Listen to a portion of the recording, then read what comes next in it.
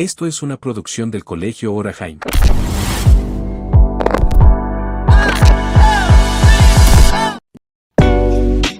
Hola, ¿cómo están? Bienvenidos al podcast número 8 de Hola OH.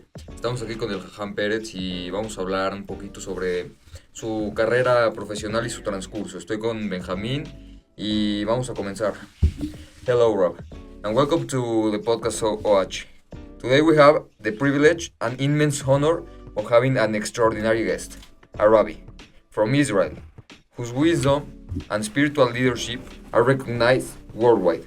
This conversation is especially poignant and significant as we will touch on both personal experiences and profound reflections on the current situation.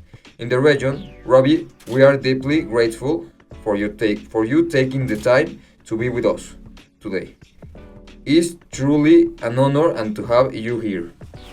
It's an honor for me to be here. Thank you for having me on the podcast. I think it's amazing that your school has a podcast and that you're running this podcast. It's amazing, and it's an honor for me to be with you. Thank you. Thank you.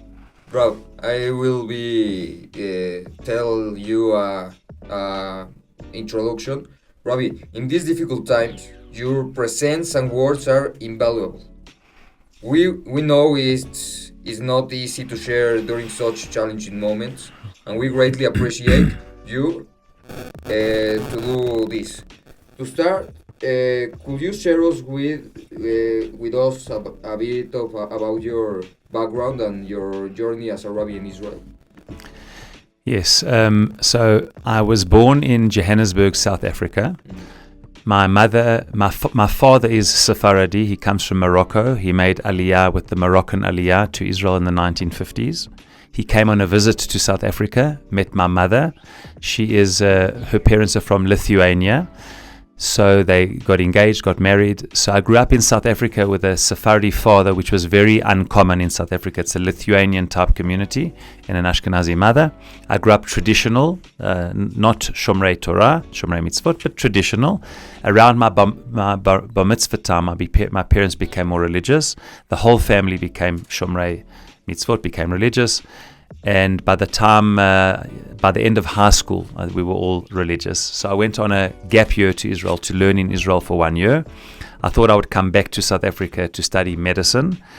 But I fell in love with Israel. I wanted another year in yeshiva. I said, okay, 1 more year in yeshiva, and then maybe I'll go back to South Africa to study medicine. Maybe I'll stay in Israel. But then my parents made Aliyah. And since then, my whole family's been in Israel. So I've been in Israel a long time. But after 10 years in Israel, I got married. I was in the army. I was in yeshiva. I did a degree in education. A community in South Africa said to me, Rab Perez, we need to have young rabbis like you who have studied for many years in yeshiva, but have served in the Israeli army and can bring Torah and the love of the land and state of Israel. So I said, okay, I'll come back on shlichut. I'll come back for a few years, even though my parents lived in Israel. So I went back what I thought would be 2 years, but it became 15 years. So I was back in South Africa for 15 years. And that's where most of our children were born. When I went back to South Africa with my wife, she's also South African. We had one child. Our oldest, Jonathan, was 4 months old. We went back to South Africa. We came back 15 years later. This was 10 years ago. And then we came back with 4 children. Jonathan, who was 4 months old, was now 15. Daniel was 13. We came back after his bar mitzvah. And our 2 daughters, Adina and Shira, were 10 and 6. And we've been back in Israel for 10 years since we came back in 2014. Okay. El Rab explicó un poquito que pues sus papás eran de África y que comenzó a interesarle un poquito a su familia y a él mucho sobre la Torah, sobre la religión. But I want to question you. When do you take the decision to move out Israel and have the Torah with you in your long life? You know. So I didn't understand the question. When do you take the decision to have the Torah present in your life? Oh, when I was growing up, you're saying? When I was growing up. You know what happened with us was a young rabbi Okay. when I was 11 years old. I started at school. I was at a school which was not a Jewish school. It was like a government school where, people studied, not only Jews. There were a lot of Jews at the school. And the rabbi who ran what was called the Cheder before school for half an hour for the Jewish kids who wanted to learn. They could learn a little bit of Ivrit and a little bit of Chumash. And what happened was he came to my mother when I was 11 and he said to my mother, your sons really enjoy learning Torah, learning Hebrew. You should start bringing them to the Beit Knesset, to Shul. So that's what happened. We started going to the Beit Knesset and we started becoming just more involved. And this rabbi, his name is Rabbi Barry Marcus, and I give him the credit because he changed our life. Then as I started becoming more religious, he came to my parents and he said to my parents, you should send your son to a religious Jewish school. So I ended up going to a school like Or HaChaim, similar to a school like this, where it was a school for people to grow in Torah, but also connected to Israel. And then that's when I started becoming fully religious. So it was both my parents who took us on a journey when I was about 11, and this rabbi who convinced my parents for us to come to Beit Knesset and then to come to a religious school. And I think because of that, our whole family became religious, and since then, it's been with me. The most difficult part of moving to another country, I think, is a few things. Number one, often it's the language and the culture. So sometimes the language, that helps a lot. But often we don't. A lot of people, when you move to Israel, they all don't have fluent Hebrew, so you've got to learn Hebrew. But even if you do, it's another culture. How do things work in the country? Everything runs differently. And also, when you move to a new country, you come, especially if you're a little bit older, you come without connections. Let's say in Mexico, you know everybody, you know what I mean? You grow up here, you've got connections. When you need something done, you know who to speak to, You come to a new place, you have to learn the system, you have to learn how it works, and it takes a while. I've been in Israel 10 years now, and now I feel I've got lots of connections. I know how things work, So I think the move to, they say that moving countries immigration is one of the most stressful things you can do. I think it does help when you move if you have an ideology, meaning, if you move to Israel, something I think positive is you feel you're doing something, you're fulfilling a mitzvah, you're doing something which has got religious and Jewish significance. So when you're not just moving countries, you're doing something which you believe has got Jewish significance. So I think that helps as well. But I think it takes a while for everybody to settle down, to learn the language, to learn the culture, to start understanding how things work. It's not something which happens very easily. It takes time, and Yes. And what are some of daily fears or hopes you carry daily as a father during these times in the war? Well, as you know, our family story is quite unique. Our two sons, Jonathan and Daniel, were both soldiers in the army. They made Aliyah when they were 13 and 15. They both went to yeshiva. They studied, one for a year, one for 2 years, and then they went into the army. And they both decided to become commanders and officers. And on Simchat Torah, they were both officers, one of a tank crew and another one in the paratroopers. One was unfortunately shot, taken hostage, and we heard he was killed, and his body is still in Gaza. Even though thank God we have a grave, because we found his uniform with some blood in it, so we buried something, but he still has to be brought back for burial. And our older son, Jonathan, also fought on October 7th, but Baruch Hashem, I say in inverted commas, he was only, thank God, injured. He was shot in the leg, but thank God he was okay. He even managed to get married 10 days later, which is a whole story. He managed to do it. So I think for me, even though there's fears and concerns, we have a son who we're trying to bring his body back from Gaza, who unfortunately we lost a year ago. But we've also got a son who, thank God, survived, got married, and Bezrat Hashem, we hope a bright future. So I just believe that it's going to be okay. I really believe in Israel that, the story of the Jewish people is almost, of Avraham Avinu from this week's parasha, is almost 4,000 years old. We didn't start yesterday or 100 years ago, 200 years ago. We're part of a journey.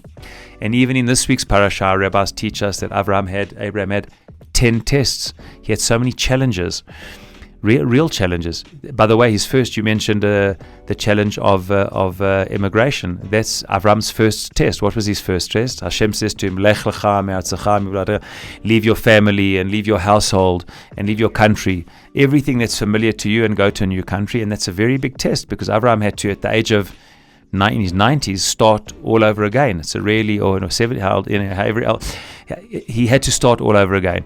And that's really, really difficult. And he had tests his whole life. But Baruch Hashem, he overcame the tests.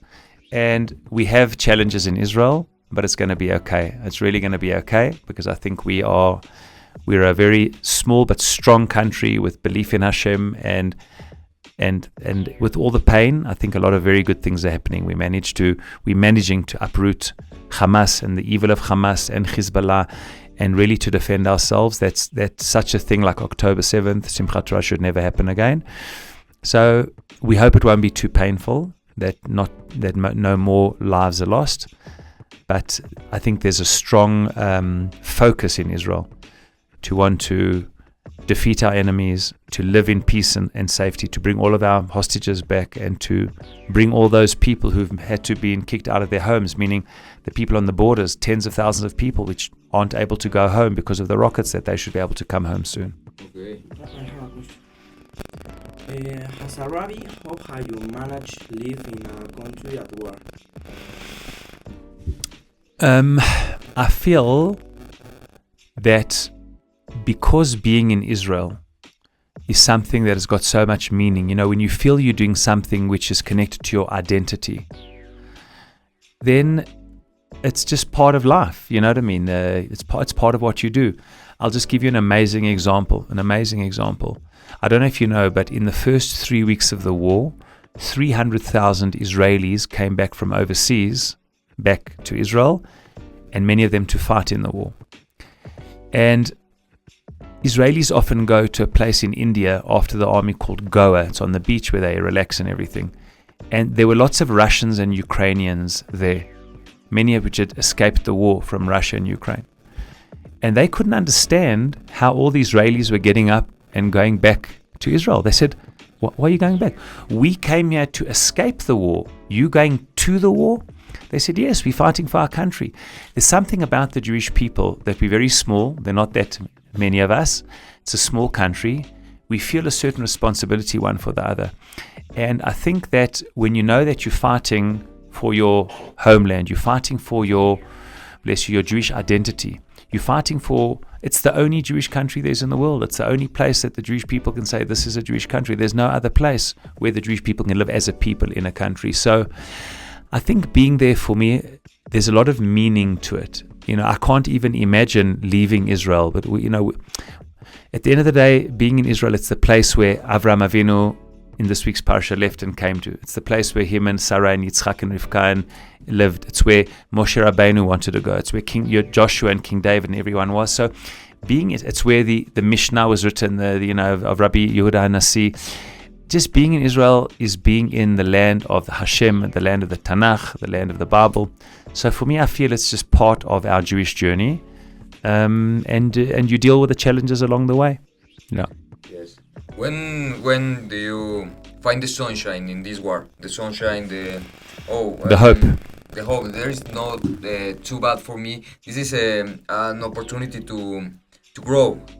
Yeah, I feel that there's a rabbi whose writings influenced my life a lot. His name is Rabbi Kook. He was the first chief rabbi of Israel before the state of Israel. And he founded the chief rabbinate of Israel. And he writes in one of his articles called Orot HaMilchama, the lights of war, that whenever you see war in the world and people are fighting, always, with all the pain, good things come out of it.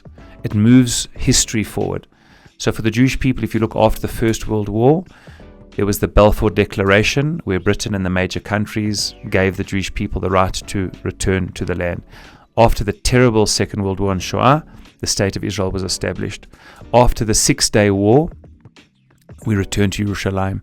And I believe that this terrible war that Hamas chose to bring upon us with such barbarism, what I think it's going to do, and I hope it's going to do, is finally remove from our borders the threat of such evil, of people who prepared to come and take hostages, take men and women, and just kill babies and do the most horrific things that they said they will do again.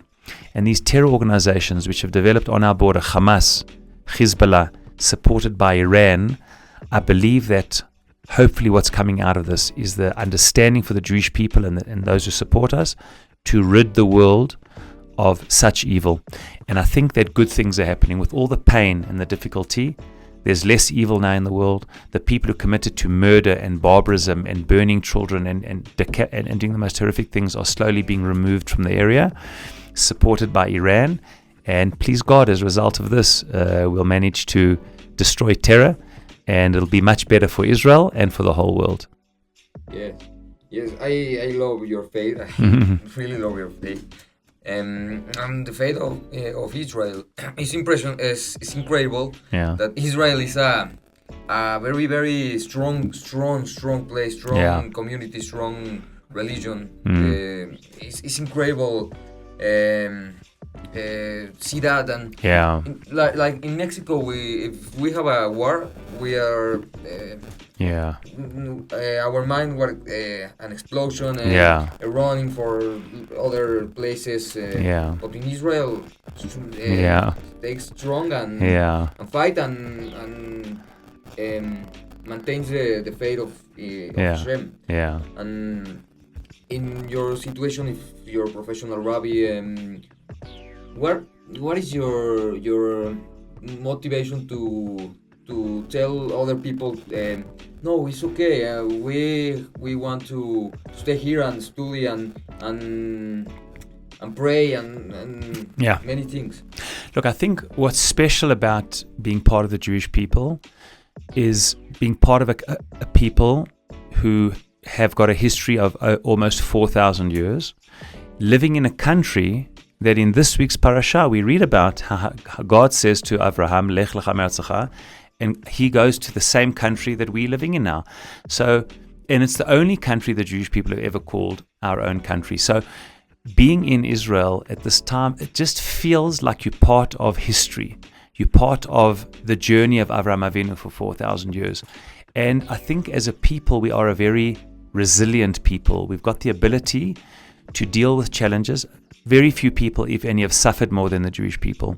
Only 70, 80 years ago, Shoah, 6 million people killed, 1.5 million children.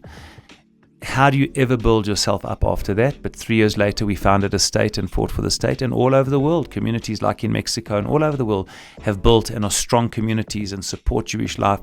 So I think there's something very resilient about the Jewish people, that Hashem, God has given us the ability to face challenges and somehow grow through them. And I think it's part of human life, and I think it's part of Jewish life. For some reason, there's a lot of suffering, but there's also a lot of blessing. And I will say, and I'll end with this, that Hashem says, God says to Abraham, go out of your country to the land I will show you. And then he says to him, and there you will be a blessing. He says to him, Vehei bracha, you'll be a blessing. V'nivrechu b'cha kol mishpachot adama. All the nations of earth will be blessed through you. The aim of the Jewish people was to bring blessing to the world, was to make the world a better place. And that's what the Jewish people have always tried to do, and that's what Israel's trying to do. I really believe not only all the medical inventions and technological inventions that Israel has done, and the amount of Jewish and Israeli Nobel Prize winners in science and technology and all of this, but I think Israel's war on terror today is a war which is a war that the whole world will benefit from. The technology of fighting terror, how you can fight terrorists but try and save as much innocent life, even though they putting themselves in civilian places. And I really believe that it's a war of the good against evil, those who love life, and blessing against those who are driven by hatred and death. And so I think being part of Israel feels like you're part of something very, very special, going on for 4,000 years to bring a lot of good and blessing into the world. Thank you very much for the time. Muchas gracias por escucharnos. Nos vemos la próxima. I really respect respect for you, and I'm so glad to be here with you.